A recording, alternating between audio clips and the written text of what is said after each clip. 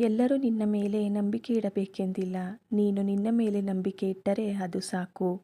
ಆತ್ಮವಿಶ್ವಾಸ ಹುಟ್ಟೋದಿಲ್ಲ, ಅದು ನಿರ್ಮಾಣವಾಗುತ್ತದೆ. ಆತ್ಮವಿಶ್ವಾಸ ಮತ್ತು ಅಹಂಕಾರ ಬೇರೆ.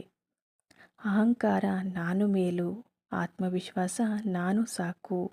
ಈ ವ್ಯತ್ಯಾಸ ಅರಿತುಕೋ. ನಿನ್ನೊಂದಿಗೆ ನೀನು ಮಾತಾಡೋ ರೀತಿ ಬದಲಿಸು. ನಾನು ಆಗಲ್ಲ ಅನ್ನೋ ಮಾತು ಆತ್ಮವಿಶ್ವಾಸ ಕೊಲ್ಲುತ್ತದೆ. ನಾನು ಪ್ರಯತ್ನಿಸುತ್ತಿದ್ದೇನೆ ಎನ್ನುವುದು ಶಕ್ತಿ ಕೊಡುತ್ತದೆ. ಸಣ್ಣ ಗೆಲುವುಗಳನ್ನು ಗಮನಿಸು. ಪ್ರತಿದಿನವೂ ಒಂದು ಸಣ್ಣ ಗೆಲುವು ಇರುತ್ತದೆ. ಅದನ್ನು ಗಮನಿಸಿದರೆ ನಂಬಿಕೆ ಬೆಳೆಸುತ್ತದೆ. ಹೋಲಿಕೆ ಆತ್ಮವಿಶ್ವಾಸದ ಶತ್ರು.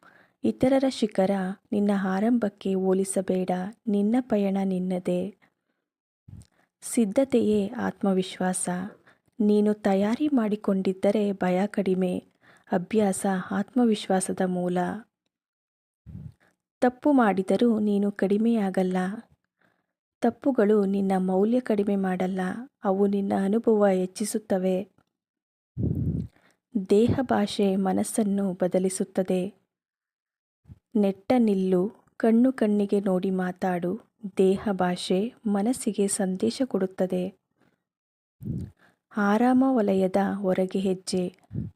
ಭಯ ಇದ್ದರೂ ಒಂದು ಹೆಜ್ಜೆ ಇಡು. ಪ್ರತಿ ಹೆಜ್ಜೆ ಆತ್ಮವಿಶ್ವಾಸ ಹೆಚ್ಚಿಸುತ್ತದೆ.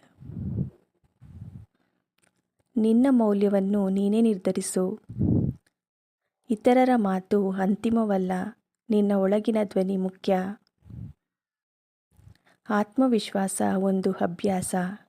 ಪ್ರತಿದಿನ ಸ್ವಲ್ಪ ಸ್ವಲ್ಪ ಅದು ಬೆಳೆದು ಬಿಡುತ್ತದೆ.